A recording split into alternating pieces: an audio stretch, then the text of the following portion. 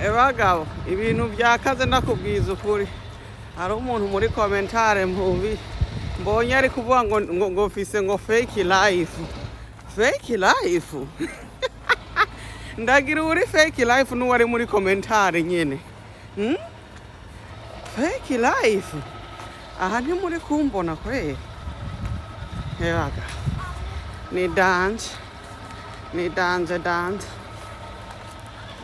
Reka rero ndi faking ire life. None wowe kunkwirikira kandi nkabona uri umutofu fani wanje. Ukwirikira nawe fake life. Ukwirikira fake life. Fakinga kurusha ninde. Muzonyesha ndakunda amakomenti kwe na fake life. Nta fake life ngaha kwe. Iyi ni real life. Ni real life.